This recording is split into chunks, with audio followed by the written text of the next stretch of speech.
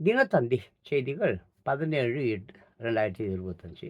இது பார்த்தீங்கன்னாக்க, இந்த குடும்ப மலர்ல வந்து ஓகேங்களா? இந்த குடும்ப மலர்ல ஏகப்பட்ட விஷயங்கங்க. ரொம்ப ஆமா. அற்புதமான விஷயங்கள்லாம் இருக்கு. பட் யாருமே இப்ப தான் படிக்கிறது இல்லைங்களே! ஆமா.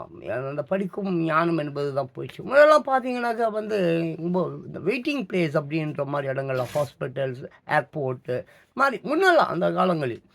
ஆமா. வெயிட்டிங் ரொம்ப நேரம் ஆகும். 1 மணி நேரம், 2 மணி நேரம் ஆகும். காத்திருக்கணும் அப்படின்னு சொன்னாக்கா, அந்த நேரத்தில என்ன பண்ணுவாங்கன்னா, நம்ம காத்திருக்கிற அந்த இடத்தின் நிர்வாகத்தினர், அந்த அது உரிமையாளர் இல்ல சம்திங் எல்ஸ் அந்த மாரி. என்ன பண்ணுவாங்கன்னா, நல்ல புத்தகங்களை வந்து நம்ம ஒவ்வொருத்தவங்களா பார்த்து பார்த்து அவங்ககிட்ட குடுப்பாங்க. ஆமா. டைம் உங்களுடைய அந்த நேரம் வர்ற வரைக்கும். லைக் பேஷண்ட் ஏதோ ஏதோ ஆமா. புத்தகம் படித்துக் கொண்டு இருங்கள் அப்படின்னு சொல்லி புத்தகங்கள்லாம் தருவாங்க. இப்ப எங்க லைப்ரரியிலேயே கரையான் தான் புத்தகத்த சாப்பிட்டுட்டு இருக்கு, படிச்சுக்கிட்டு இருக்கு. அப்படி ஆயிடுச்சு. அது ஒரு நல்ல பழக்கம். பாருங்க, நினைவில் நின்றவை என்று தினசந்தியில வந்து ஒரு ஞாயிற்றுக்கிழமையானா அந்த அந்த செய்தி வரும். இது பாருங்க, நினைவில் நின்றவை. ஆமா. அதுல வந்து ஒருவர் இது வந்து ஆக்சுவலி எனக்கு எப்பவுமே வந்து ஆமா. நேற்று பத்தி பேசுவது, நாளைக்கு பத்தி பேசுவதை விட நிகழ்காலத்தை பற்றி, அதாவது இன்று பத்தி பேசுவது எனக்கு ரொம்ப பிடிக்கும். அது என்னன்னு பார்ப்போம். வாங்க அது உள்ள போலாம். அப்படியே வந்து பார்த்தீங்கன்னா, ஒரு 4, 5 செய்திகள் அது உள்ள இருக்கு. அப்படியே ஒரு 8 நிமிஷம், 10 நிமிஷம் ஆகும்.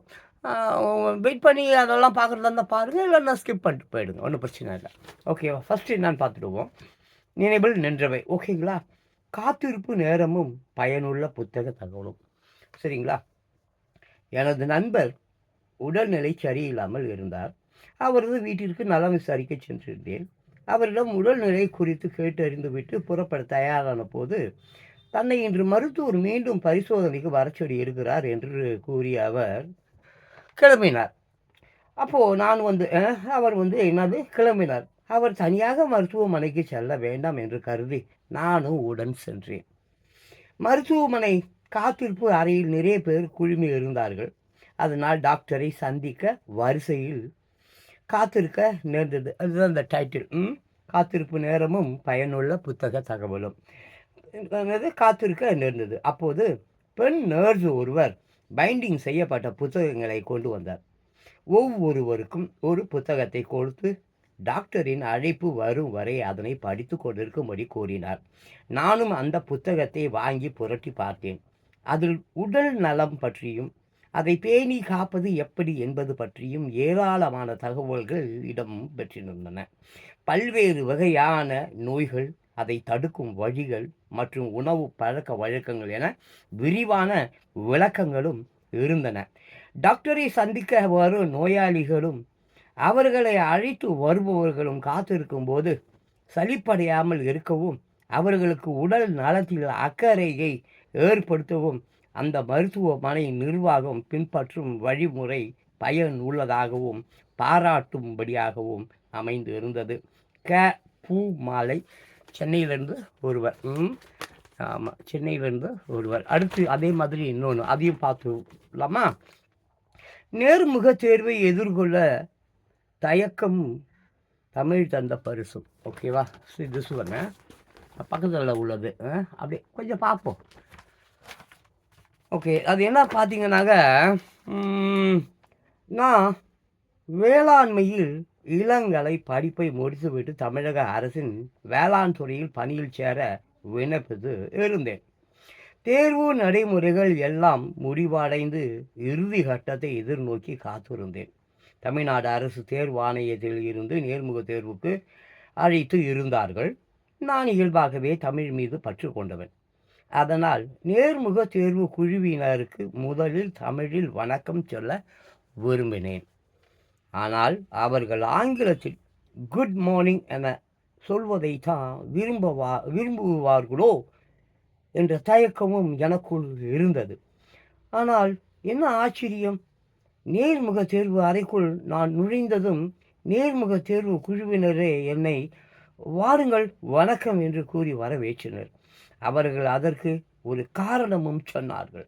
நான் ஒருவன்தான் வேலைக்கான விண்ணப்பத்தை தமிழிலேயே நிரப்பு இருந்தேன் என்பதை சுட்டிக்காட்டி, அவர்கள் என்னை பாராட்டினார்கள். நானும் என் விருப்பப்படி தமிழிலேயே வணக்கம் சொன்னேன். கேள்விகள் தமிழிலேயே கேட்கப்பட்டன. அதனால் தடுமாற்றமின்றி பதிலளித்தேன். வேளாண் விரிவாக்க பணிக்கு தமிழ் அறிவு கூடுதல் தகுதி என்பதால் பிழையின்றி அதே சமயம் சாதாரண நடையில் நான் பேசிய தமிழை நேர்முக தேர்வு குழுவினர் ஏற்றுக்கொண்டார்கள். அதனால் நேர்முக தேர்வில் நல்ல மதிப்பெண் பெற்று முதல் 30 இடங்களுள் தரவரிசையில் இடம் பிடிக்கவும் முடிந்தது. அந்த வேலையில் சேர்ந்து பதவி உயர்வுகள் முன்னதாக கிடைத்தது. மாவட்ட அளவில் வேளாண்மை இணை இயக்குநராக பணி ஓய்வு பெற்றேன். எனது நிறைவான பணி வாழ்க்கையை அன்னை தமிழ் தந்த பரிசாகவே எண்ணி அடிக்கடி உள்ளம் மகிழ்வேன். இப்போது தமிழ்நாடு அரசு நடத்தும் போட்டித் தேர்வுகளில் தமிழ் தகுதி தேர்வில் தேர்ச்சி பெற்றால்தான் அரசு வேலைக்காக முதற்கட்ட வெற்றியை பெற முடியும் என நிலைமை மாறிவிட்ட நிலையிலும் இளைஞர்கள் பலர் ஆங்கில மோகத்தில் தமிழுக்கு முக்கியத்துவம் கொடுக்காமல் இருப்பது வேதனை அளிக்கிறது. தி.க. பாலசுப்ரமணியன், திருநெல்வேலி. ஓகே, தமிழுக்கு முக்கியத்துவம் கொடுத்ததுனால் அவர் நல்ல ஒரு பதவியை பெற்று நல்ல மாதிரி வாழ்ந்திருக்கிறார் என்பது இதிலிருந்து புரிகிறது. இல்லை, நம்ம ஒன்றும் கருத்து சொல்கிறதுக்கு இல்லை. அதுக்கப்புறம் பார்த்தீங்கன்னாக்க வானும் பயனும் இதோ இங்கே இருக்குது. ஓகே, வானும் பயனும். இதை பாருங்கள், ஒரு சிஸ் பார்த்தீங்களா?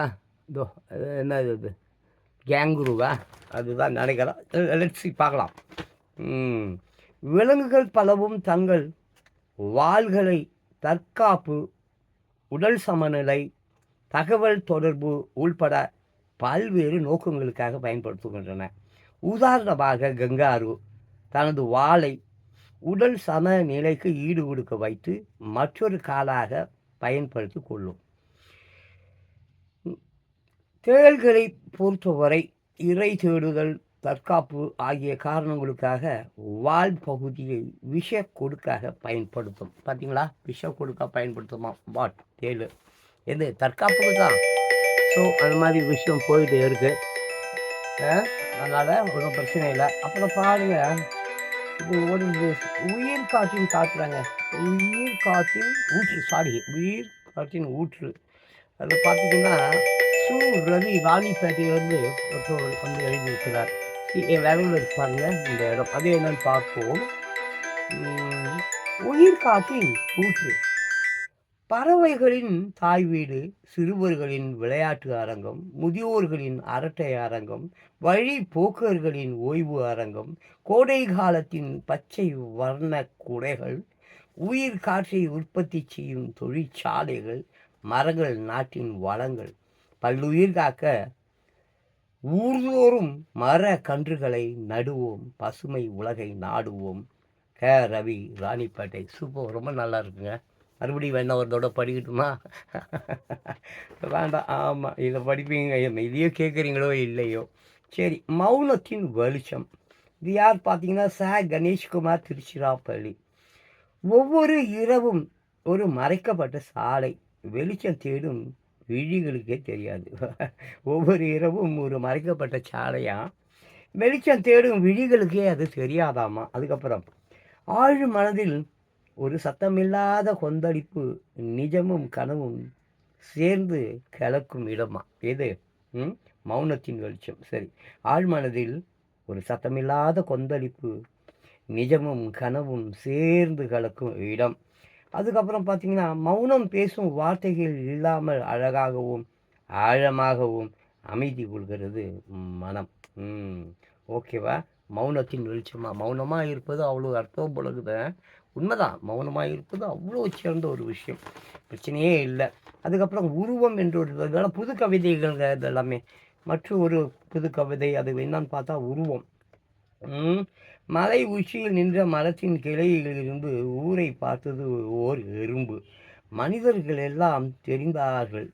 எறும்பாய் மன நிறைவு கொண்டது தன் உருவத்தை பார்த்து. What is this? Sathyamoorthy, Villapuram. அது என்னங்க, அது ஒன்றும் புரியல. உருவம், ரைட், ஓகே. மலை உச்சியில் நின்ற மரத்தின் கிளையிலிருந்து ஊரை பார்த்தது ஓர் எறும்பு. ஓகே, பார்க்கட்டும். இப்பொழுது என்ன? மனிதர்கள்லாம் தெரிந்தார்கள். எறும்பாயாம். Okay okay. எறும்பு மேலேருந்து மரத்து மேலேருந்து பார்த்தா கீழே இருக்கிற மனிதர்கள் வந்து எறும்பு போல் தெரிந்தார்களாம். மன நிறைவு கொண்டது தன் உருவத்தை பார்த்து. நல்லா இருக்கு. ஓகே. அடுத்தது வந்து பார்த்தீங்கன்னா இன்னொரு புது கவிதை, தாய்மயில். ஆமாம், என்னது?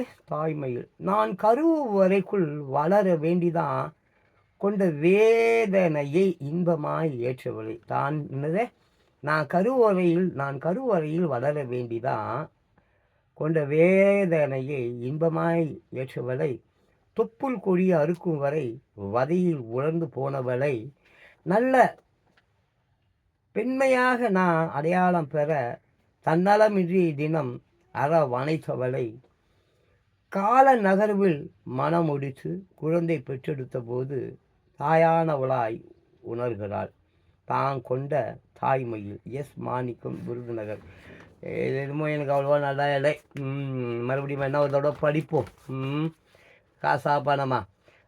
நான் தாய்மையில் அந்த யார் அந்த லேடி அந்த மாதிரி என்ன நினைக்குமோ, நான் கருவறையில் வளர வேண்டிதான் கொண்ட வேதனையை இன்பமாக ஏற்றவளை, சரி. தொப்புள் கொடி அறுக்கும் வரை என்னது வதையில் உலர்ந்து போனவளை, சரி. நல்ல நல்ல பெண்மையாக நான் அடையாளம் பெற தன்னலமின்றி தினம் வனைத்தவளை. அழைச்சி எனக்கு இது பிடிக்கல இந்த கவிதை. Nonsense this is. ஓகே. எனக்கு கவிதை மாதிரின்னு தெரியல, முதல்ல ஒரு இடமும் புரியல. சரி, ஓகேங்க. ஆமாம், ஆல்மோஸ்ட் இந்த பேஜ் முழுதுமே நான் படித்து விட்டுறேன். ஆமாம், முழுதும்.